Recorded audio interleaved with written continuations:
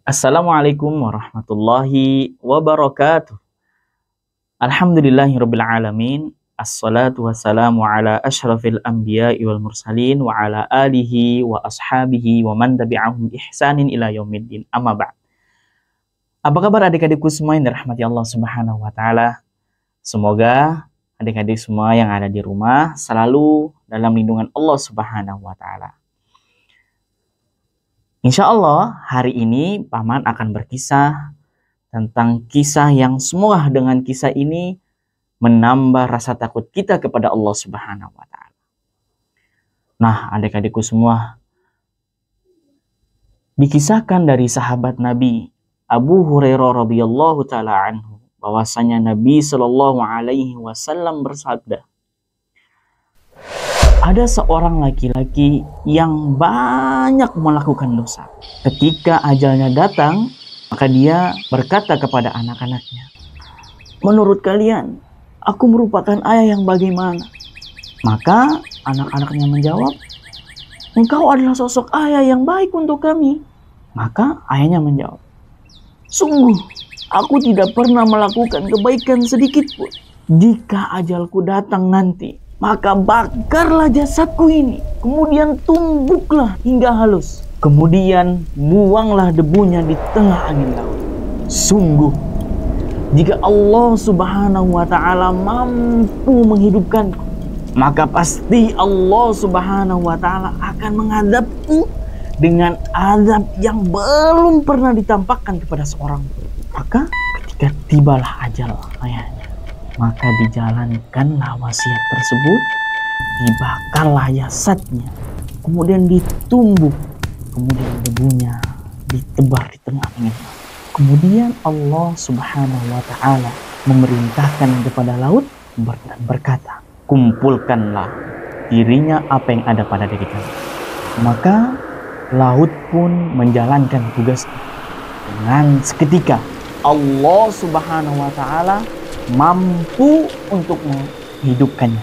Kemudian Allah Subhanahu wa taala berkata, apa yang menyebabkan engkau melakukan perbuatan tersebut? Maka dia menjawab, karena rasa takutku kepadamu ya Allah. Maka dengan hal tersebut Allah Subhanahu wa taala mengampuni dosa-dosanya. Nah, apa sih faidah dari hadis di atas atau makna dari kisah di atas? Jadi ada seorang laki-laki yang banyak melakukan dosa, bergelimpangan melakukan dosa. Karena saking takutnya dia berjumpa dengan Allah Subhanahu wa taala, takut dengan azabnya, dia perintahkan anaknya ketika dia wafat, dibakar jasadnya, kemudian ditumbuk sehingga halus dan dibuang di tengah angin laut. Dengan harapan Allah Subhanahu wa taala tidak mampu menghidupkannya kembali. Namun Allah Subhanahu wa taala Maha mampu. Allah Subhanahu wa taala memberitakan kepada laut untuk mengumpulkannya dari debu-debu yang sudah bertebaran.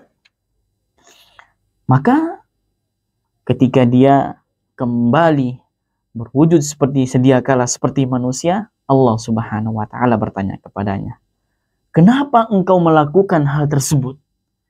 Dia menjawab, rasa takutku kepadamu ya Allah. Tidak ada amalanku, tidak ada amalan baikku yang bisa aku bawa menghadapmu. Sehingga aku perintahkan anakku agar mereka membakar jasadku dan menumbuknya dan membuangnya, agar aku tidak bisa dikembalikan seperti semula. Tapi Allah Subhanahu wa taala Maha mampu akan hal tersebut, sehingga dia kembali dalam wujud manusia. Karena rasa takutnya kepada Allah Subhanahu wa taala, Allah Subhanahu wa taala mengampuni dosa-dosanya. Nah, apa sih tema dari kisah ini?